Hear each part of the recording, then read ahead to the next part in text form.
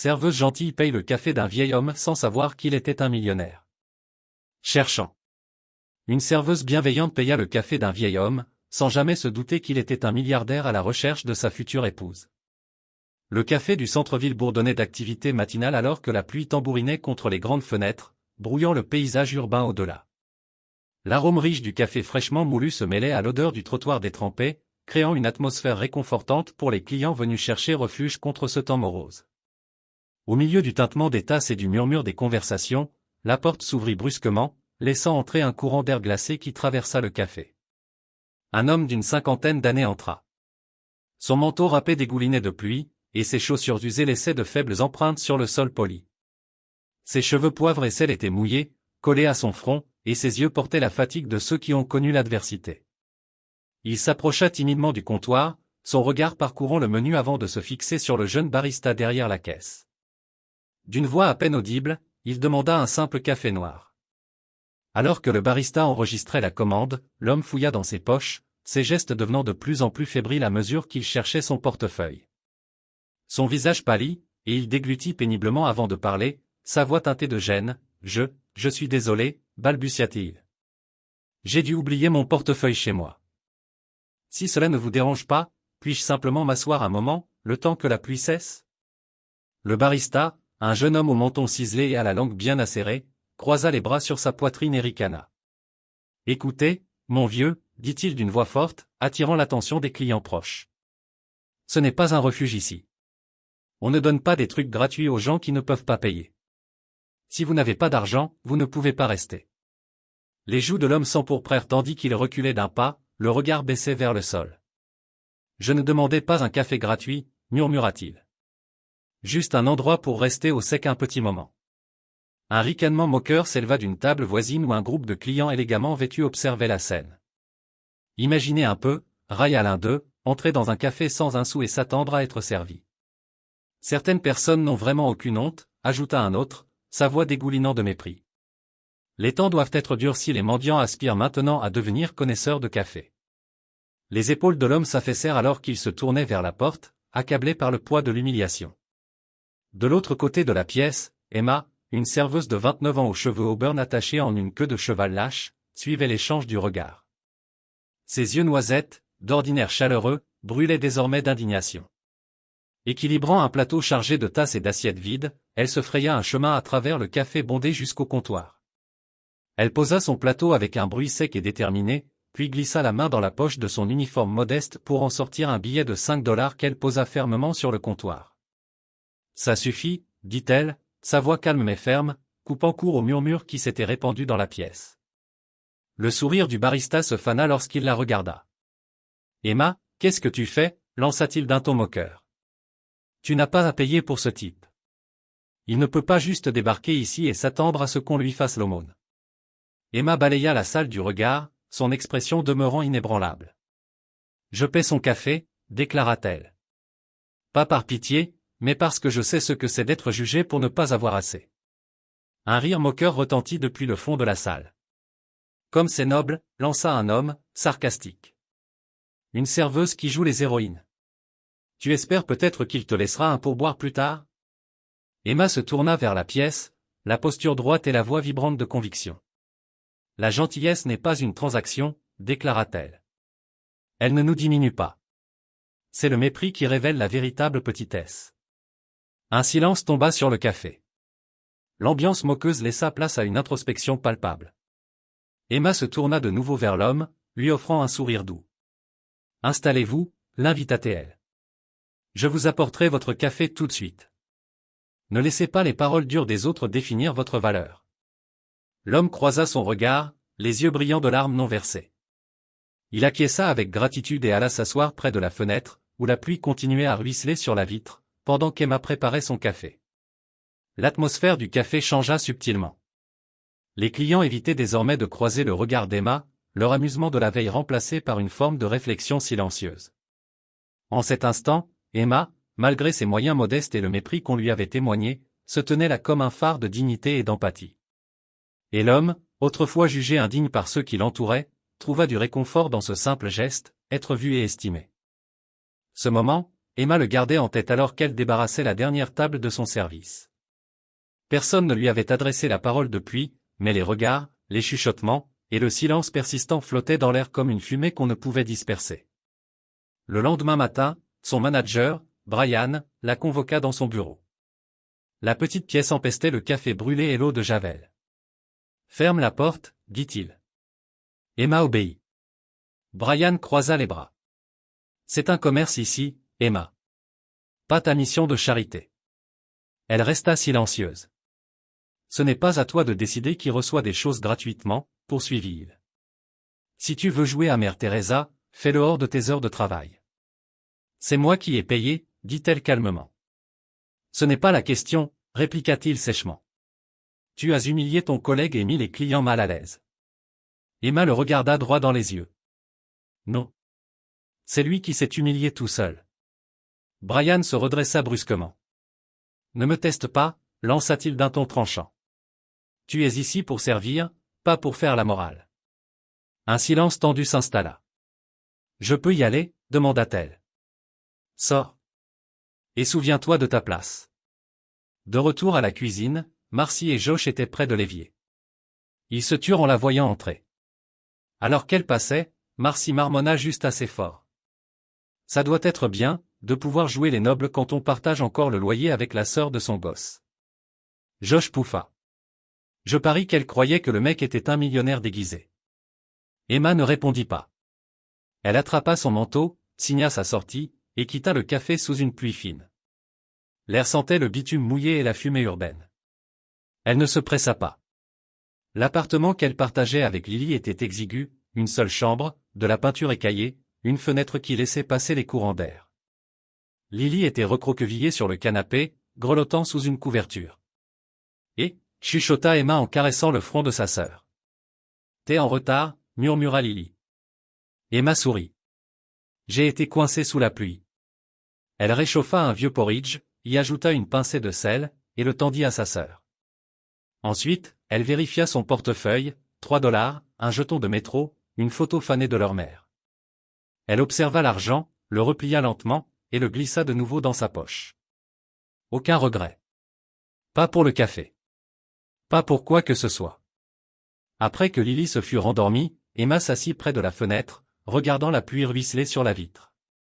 Son reflet lui faisait face, fatigué, pâle, mais avec une force tranquille qui persistait, encore incandescente sous la surface. Ses pensées revinrent des années en arrière, elle avait 15 ans peut-être, quand leur mère s'était effondrée sur un marché de rue. Les passants étaient passés sans s'arrêter. Tous, sauf une. Une vieille femme, vêtue d'une jupe rapiécée, s'était agenouillée à côté d'elle, avait offert de l'eau et enveloppé les épaules d'Emma d'un châle. Elle n'avait jamais su son nom, mais elle n'avait jamais oublié ce geste. Ce moment était devenu une promesse. Alors, lorsqu'elle avait vu cet homme dans le café, mouillé, honteux, invisible, il n'y avait pas eu de décision à prendre. Elle avait simplement fait ce qui s'imposait. Le jugement n'avait aucune importance. Elle, si. Ce soir-là, avant d'éteindre la lumière, elle murmura dans l'obscurité, pour elle seule. Je préfère être moquée pour avoir fait ce qui est juste, que félicitée pour être restée silencieuse. Et dans ce petit appartement, sans rien d'autre à offrir que sa propre dignité, Emma ressentit quelque chose de rare, la paix. Il s'était écoulé 4 jours depuis l'incident. 4 longs services remplis de chuchotements à peine audibles et de regards qui s'attardaient trop. Emma avait appris à vivre avec l'invisibilité, mais désormais elle était visible, pour quelque chose qu'elle n'avait pas demandé. Et ses regards étaient plus lourds que le silence ne l'avait jamais été. Ce matin-là, le café bourdonnait comme à l'accoutumée, tasses qui s'entrechoquent, vapeur sifflante, bavardage distrait. Emma passait de table en table, essuyant des miettes, empilant les assiettes, distribuant des sourires polis. Puis, la clochette de la porte tinta. Elle ne leva pas immédiatement les yeux, mais quelque chose changea. L'air sembla se figer, et la curiosité l'attira malgré elle. Elle jeta un regard vers l'entrée. Un homme grand venait d'entrer, vêtu d'un costume anthracite et d'une écharpe en soie. Ses cheveux poivre et sel étaient soigneusement coiffés, et ses chaussures brillantes résonnaient doucement sur le sol. Il avait l'allure de quelqu'un fait pour les tours de verre, pas pour ce café modeste. Mais dans ses yeux, il y avait quelque chose d'inimitable. Emma se figea. Il ne se dirigea pas vers le comptoir. Il alla s'asseoir à la table près de la fenêtre, la même où, autrefois, un homme trempé et humilié s'était assis. Il prit place, sans un mot. Emma serra le torchon dans sa main, son cœur battant fort dans sa poitrine. Elle s'approcha avec une carte dans l'autre main, incertaine, devait-elle faire comme si elle ne reconnaissait pas l'homme, ou bien dire la vérité à voix haute. Avant qu'elle ne puisse parler, il leva les yeux. « Je ne suis pas ici pour commander, dit-il. Elle s'immobilisa. « Je n'ai qu'une question, ajouta-t-il. Pourquoi m'as-tu aidé ?» Emma cligna des yeux. Je ne pouvais pas regarder sans rien faire. Tu ne me connaissais pas. Tu n'avais rien à y gagner. Elle hésita. Tu ne ressemblais pas à quelqu'un qui quémandait, tu ressemblais à quelqu'un qu'on cherchait à rabaisser. Et je connais ce sentiment. Elle s'assit en face de lui, posant la carte sur la table. Quand j'avais 17 ans, dit-elle, ma mère s'est effondrée dans un marché. Personne ne l'a aidée. Les gens l'ont contournée comme si elle était un problème. Sauf une femme. Une vieille dame, qui n'avait presque rien elle-même. Elle est restée. Et ce jour-là, je me suis promis que je serais comme elle si un jour j'en avais l'occasion. Il ne l'interrompit pas. Il écouta, simplement. Ce jour-là, reprit-elle d'une voix plus douce, je me suis souvenu de cette promesse. Un silence passa entre eux. Puis il demanda. Tu lis ? Emma cligna des yeux. Des livres ? Il acquiesça. J'en lisais, répondit-elle. Plus trop ces derniers temps. J'aimais les histoires sur des gens ordinaires qui faisaient des choses courageuses. Il esquissa un faible sourire. Bon choix. Ils commencèrent à parler de livres, de villes, de musique, de Bach, de Chopin, de pourquoi les gens deviennent cruels lorsqu'ils se sentent impuissants. Il mentionna des auteurs qu'Emma n'avait jamais lus, et elle ne prétendit pas les connaître. Elle répondit avec curiosité, jamais avec prétention. Les minutes passèrent, puis encore d'autres. Les bruits du café s'effacèrent en un murmure de fond. À un moment, Emma rit un vrai rire, le premier depuis plusieurs jours. « Tu n'es pas ce à quoi je m'attendais, dit-elle. Il haussa un sourcil. « Et à quoi t'attendais-tu » Elle haussa les épaules. « À quelqu'un qui voulait juste dire merci, puis disparaître. » Il baissa les yeux, puis croisa de nouveau son regard. « J'ai de l'argent depuis longtemps, dit-il. Mais très peu de gens m'ont fait me sentir humain à nouveau. Ce jour-là, toi, tu l'as fait. » Emma ne répondit pas. Elle n'en avait pas besoin. En cet instant, il n'était plus une serveuse et un milliardaire, ni une étrangère et un homme sauvé. Juste deux âmes enfin vues. Et aucun d'eux n'allait l'oublier.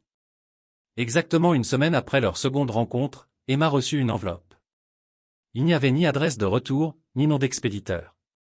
Juste une carte de visite en ivoire épais, embossée de lettres dorées, portant le logo reconnaissable entre tous de l'hôtel à Ninsley, un 5 étoiles au cœur de la ville, connu pour accueillir des chefs d'État, bien plus que des serveuses de café de banlieue.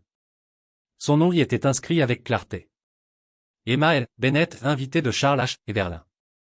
Elle la fixa longtemps, la lumière de l'après-midi faisant scintiller le seau doré comme un secret qui l'invitait à le percer. Elle faillit ne pas y aller. Mais la curiosité, mêlée à cette étrange pression dans sa poitrine, la conduisit 3 jours plus tard dans le hall de l'hôtel, vêtue de son seul chemisier convenable, de chaussures empruntées à sa colocataire, les cheveux attachés avec des mains tremblantes. Lorsqu'elle passa les portes tournantes, elle eut l'impression d'entrer dans un autre monde, sol en marbre poli, lustre ruisselant de lumière, gens qui se déplaçaient avec une assurance feutrée. Elle s'approcha de la réception, la voix à peine stable. Emma Bennett. Je crois que j'ai un rendez-vous.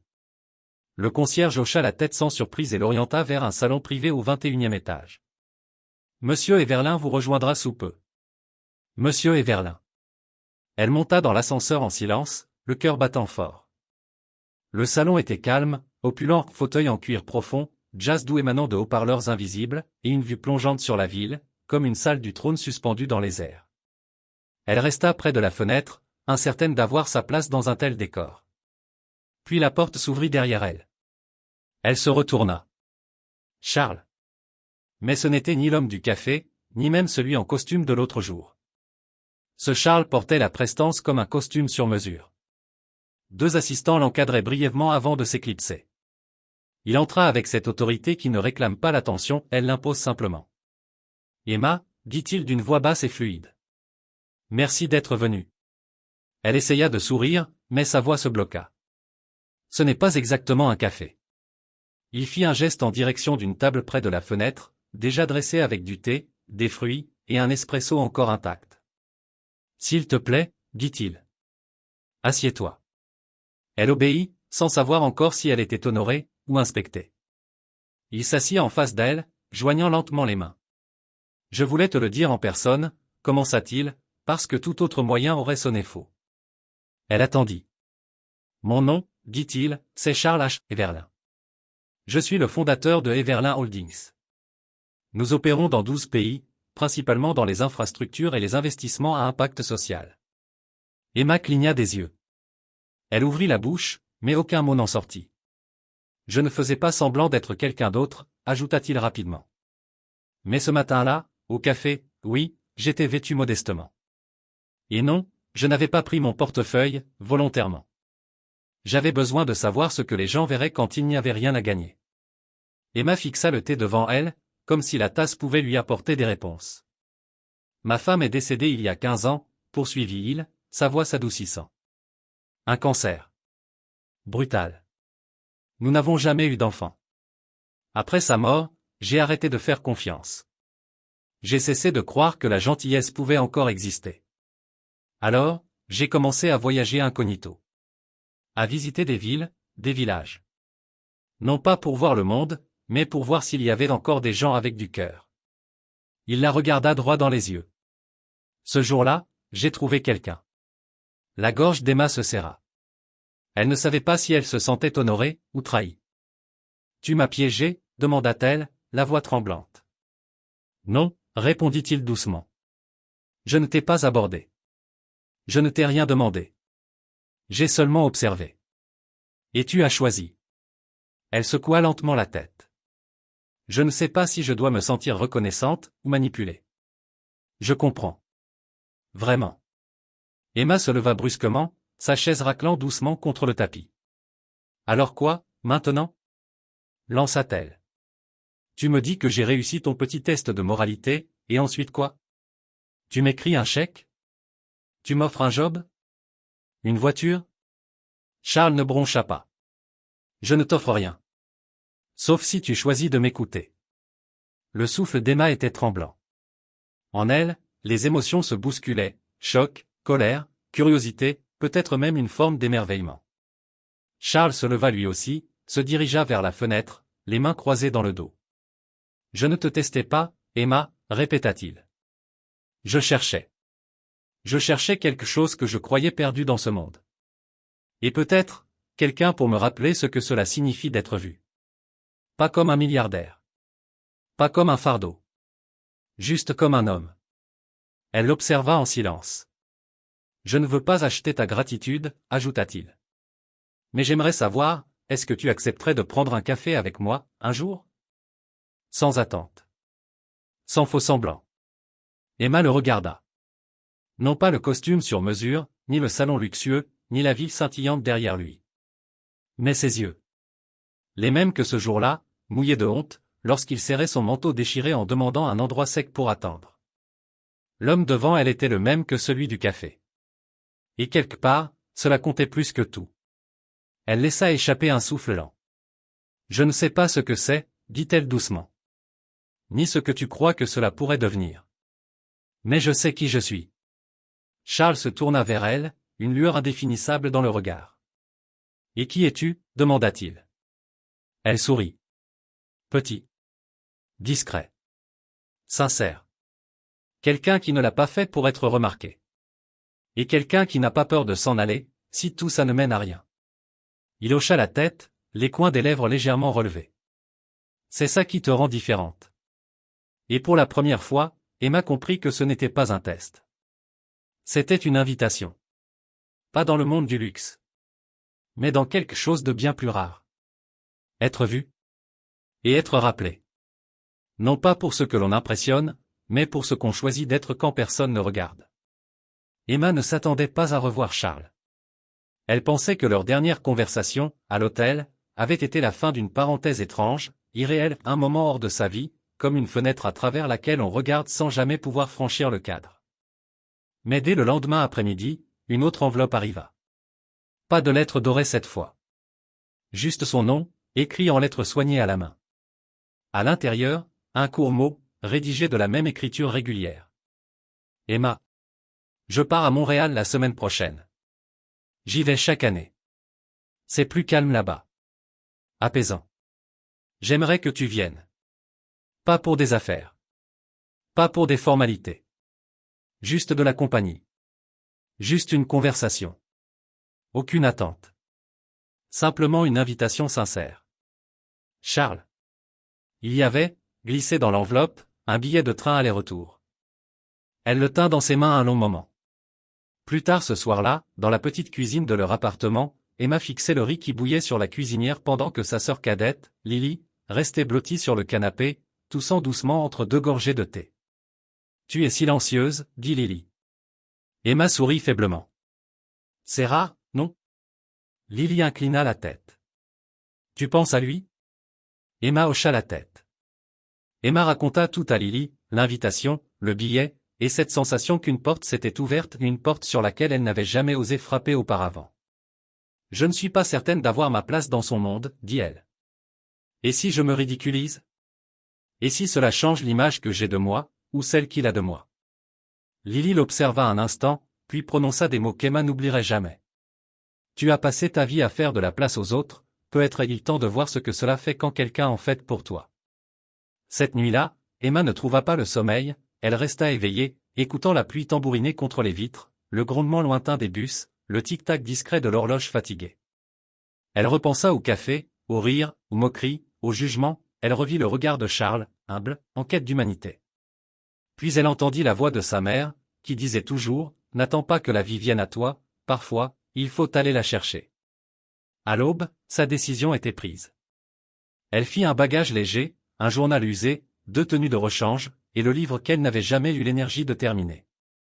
Elle laissa à Lily un mot sur le réfrigérateur, un peu d'argent pour les courses, et un long câlin qui traîna plus que d'ordinaire. À la gare, debout sur le quai, son cœur oscillait entre la peur et l'espoir. Lorsque le train entra et que les portes s'ouvrirent dans un soupir, elle monta non pas vers le luxe, ni vers un rêve, mais vers l'inconnu. Charles l'attendait dans le compartiment, pas de garde du corps, pas de fanfare, simplement lui, assis près de la fenêtre, un livre sur les genoux et 2 cafés sur la table. Il leva les yeux et sourit, non pas le sourire rodé d'un homme habitué à être servi, mais quelque chose de plus chaud, de plus vrai. « Je ne pensais pas que tu viendrais, » dit-il. Emma s'assit en face de lui, déposant son sac à ses pieds. « Moi non plus, » répondit-elle. « Mais je me suis souvenu que le monde ne change que si l'on y entre. » Il acquiesça, songeur. « Je ne t'offre rien, ni promesse, ni route pavée d'or. Je me suis juste dit qu'il était temps d'arrêter de marcher seul. » Emma contempla la fenêtre, la ville se brouillait déjà, cédant la place aux arbres, et le rythme du train résonnait comme un cœur dans sa poitrine. « Peut-être, dit-elle, avions-nous tous les 2 besoin qu'on nous rappelle que nous avons encore le droit de choisir autre chose. » Et ainsi le train les emporta, 2 voyageurs improbables, liés non par le destin mais par le choix. Emma ignorait où ce voyage les mènerait, mais pour la première fois, elle n'en avait pas peur, car elle ne courait pas après la fuite, la richesse ou le rêve, elle avançait vers quelque chose d'authentique, et cela, réalisa-t-elle, suffisait. Les jours qui suivirent ne ressemblaient à rien de ce qu'Emma avait connu. Pas d'hôtel 5 étoiles, pas de yacht, pas de brunch au champagne. Elle se réveillait plutôt dans des villages tranquilles et des bourgs poussiéreux, dans des pensions modestes ou des centres communautaires, roulant à l'arrière de la vieille Jeep de Charles, les fenêtres ouvertes, le vent jouant dans ses cheveux.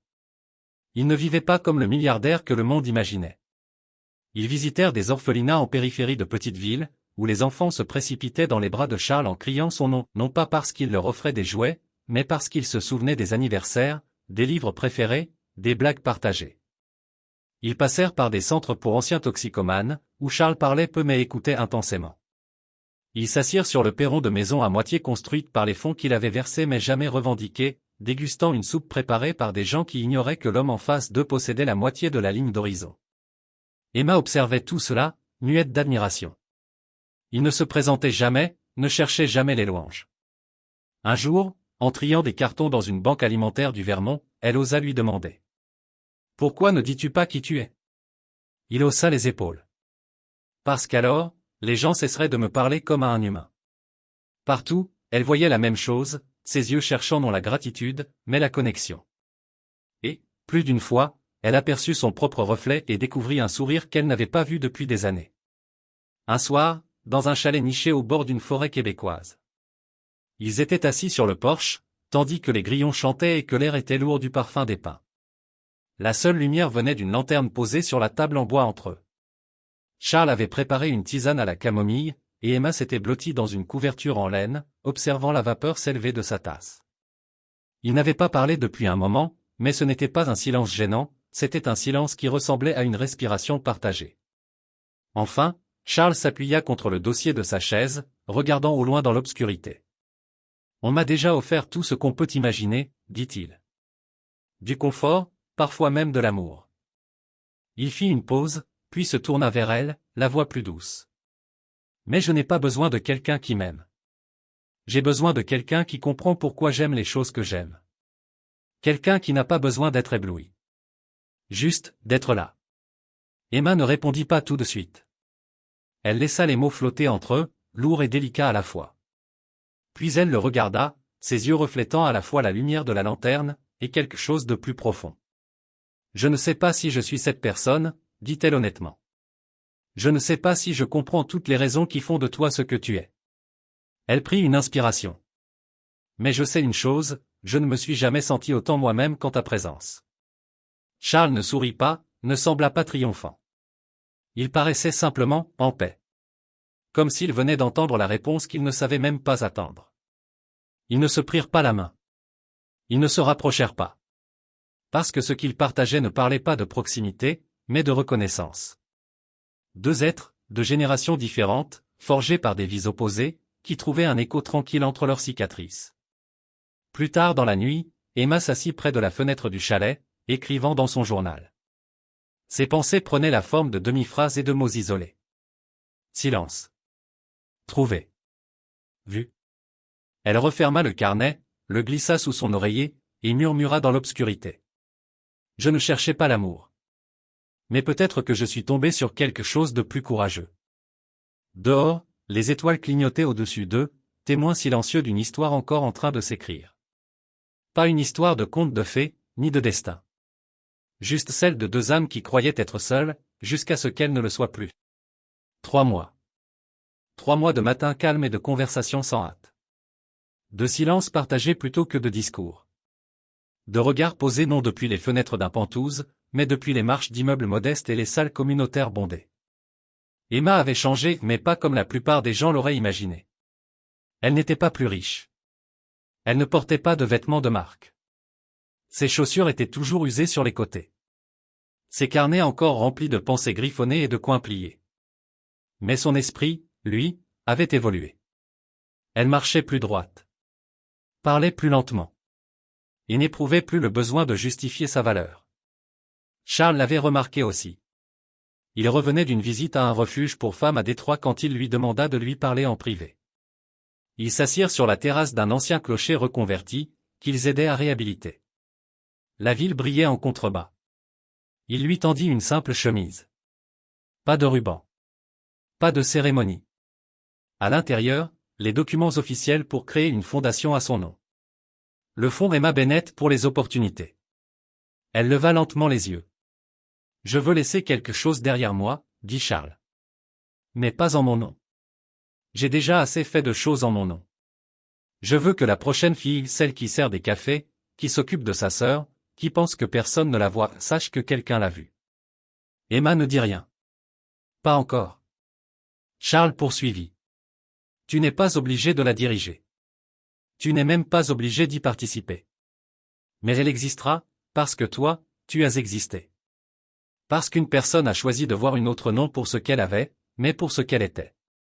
Emma posa la chemise sur la table, délicatement. Ses doigts effleuraient le bord de la couverture. Je ne sais pas quoi dire, murmura-t-elle. Charles sourit. Tu n'as pas besoin de dire quoi que ce soit. Mais elle parla. Elle prit une longue inspiration, ferme, assurée. Je suis honoré. Plus que je ne pourrais le dire. Mais si tu me le permets, j'aimerais essayer autre chose. Il hocha la tête, l'encourageant du regard. Je veux construire quelque chose moi-même. Pas avec ton nom. Pas avec le mien. Je veux partir de zéro. Pas parce que je ne valorise pas ton geste, mais parce que quelqu'un a cru en moi un jour. Assez pour que je puisse croire en moi aussi. Sa voix ne trembla pas. Et je veux offrir cette même foi aux autres. Pas à travers l'argent. Mais à travers la présence. À travers l'écoute. À travers le fait d'être là, quand personne d'autre ne vient. Charles resta silencieux un moment. Puis il sourit. Pas surpris. Mais avec cette fierté tranquille, lumineuse, de quelqu'un qui savait depuis le début que ce jour viendrait. Tu l'as déjà fait, dit-il. Emma le regarda, cet homme qui, autrefois, s'était assis, tremblant, dans un café, ridiculisé, rejeté, et qui était devenu, sans qu'elle s'en rende compte, son miroir, son mentor, son ami. Il n'existait aucun mot juste pour définir ce qu'ils étaient l'un pour l'autre. Ni amant, ni partenaire, ni vraiment une famille. C'était quelque chose de plus profond, de plus durable, une reconnaissance d'âme, une vérité partagée qui n'exigeait aucune étiquette. Il tendit la main au-dessus de la table et serra doucement la sienne. Peu importe ce que tu feras, dit-il doucement, je serai toujours de ton côté. Elle hocha la tête, les yeux brillants, et dans cet instant, rien d'autre ne devait être dit. Leur histoire n'avait jamais été faite de grandes déclarations. Elle s'était bâtie sur des choix discrets, une foi patiente, et le courage de se laisser partir, non pas par perte, mais par confiance. Ils restèrent là jusqu'à ce que le soleil glisse sous l'horizon, projetant de longues ombres dorées sur la ville qu'ils avaient appris à voir non seulement comme un lieu, mais comme une promesse, celle que la bonté, lorsqu'elle est offerte sans condition, finit toujours par revenir. Et que, parfois, la forme la plus pure de l'amour, c'est de laisser quelqu'un suivre sa propre route, en sachant qu'il emporte avec lui une part de vous à chaque pas. La pluie était revenue, douce, régulière, au moment où les dernières lettres furent posées sur la vitrine du café. The First Cup. Emma se tenait de l'autre côté de la rue, un parapluie à la main, observant son rêve devenu réalité. Ce n'était pas simplement un café. C'était le café. Celui où tout avait commencé. Où un homme, un jour, s'était tenu, détrempé, humilié pour avoir oublié son portefeuille. Où elle, une simple serveuse sans grande richesse, avait tendu un billet de 5 $, et, sans le savoir, changé sa vie entière. À présent, l'espace lui appartenait. Mais, plus important encore, il appartenait à tous. Elle l'avait reconstruit de zéro, peint les murs, refait les sols, changé les luminaires avec l'aide de bénévoles, de petits donateurs et d'un soutien discret venu d'un homme qui n'avait jamais demandé de reconnaissance. Gravé sous le logo en vert, une devise. Personne ne devrait avoir à mériter la gentillesse. À l'intérieur, le café vibrait de vie. Une lumière chaude, du jazz doux, des étagères remplies de livres et le murmure bas des conversations. Un tableau noir près du comptoir ne listait pas des prix, mais ceci. Votre première tasse est pour vous. La seconde, si vous le pouvez, pour quelqu'un d'autre. Le piano dans le coin attendait le trio de l'après-midi. Les tables n'avaient pas de numéros, mais des mots manuscrits. Espoir. Confiance. Commencez. Emma se tenait près de la fenêtre, observant le flux d'humanité, une infirmière épuisée, un livreur, une mère avec ses 2 enfants. Un espace de repos, de dignité. Puis la porte s'ouvrit. Un homme entra. Âgé, voûté, trempé par la pluie. Ses mains tremblaient en tenant la porte. Il avait l'air incertain, presque désolé. Un jeune barista s'approcha, hésitant.